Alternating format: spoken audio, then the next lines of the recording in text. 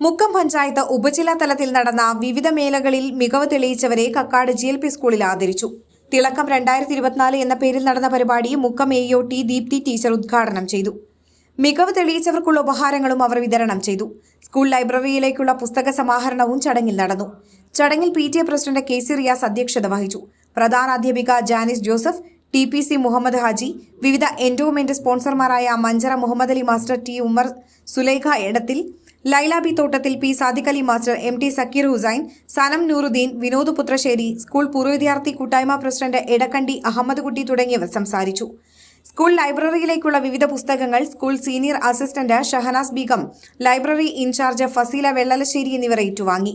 പരിപാടിക്ക് അധ്യാപകരായ G Shamsu, Rahim Nellikkaparamb, Sathyan, Geethu Mukkam, Vijila Perambra, Farsana Vadakara, Sheeba, Vibhinya, SMC vice chairperson Shahanas, PTA executive അംഗങ്ങളായ Muneer Paramal, K Luqman, Shahina, Naseeba M, school staff TC Mathew, Salina Manchara, C Thasleena തുടങ്ങിയവർ നേതൃത്വം നൽകി.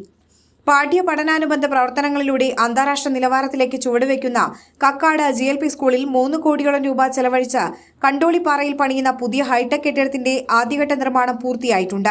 1957 സ്ഥാപിതമായ കക്കാട് സ്കൂളിനെ കാരശ്ശേരി ഗ്രാമപഞ്ചായത്തിലെ ആദ്യ സർക്കാർ UP സ്കൂളായി ഉയർത്താനുള്ള കഠിന പ്രയത്നത്തിലാണ് ബന്ധപ്പെട്ടവർ. കേരളത്തിലെ ഒരു സ്വകാര്യ സർക്കാർ സ്കൂളുകളിലും ഇല്ലാത്തത്ര എൻഡോമെന്റുകളാണ് വർഷം തോറും സ്കൂളിൽ വിതരണം ചെയ്യുന്നത്. ലഹരിക്കെതിരെ ഫുട്ബോൾ എന്ന സന്ദേശവുമായി ഇത്തവണയും സ്കൂൾ ഏകദിന സെവൻസ് ഫുട്ബോൾ ടൂർണമെന്റ് സംഘടിപ്പിക്കുമെന്ന് PTA ഭാരവാഹികൾ അറിയിച്ചു. ഈ മാസം 28-ന് മംഗലശ്ശേരി മൈതാനിയിൽ നടക്കുന്ന ടൂർണമെന്റിൽ മുക്കം ഉപജില്ലയിലെ വിവിധ സ്കൂൾ ടീമുകൾ മാറ്റുരയ്ക്കും. ജേതാക്കൾക്കും റണ്ണേഴ്സിനും ട്രോഫികൾക്ക് പുറമെ യഥാക്രമം 5001, 3001 രൂപ പ്രൈസ് മണിയും ഏർപ്പെടുത്തിയിട്ടുണ്ട്.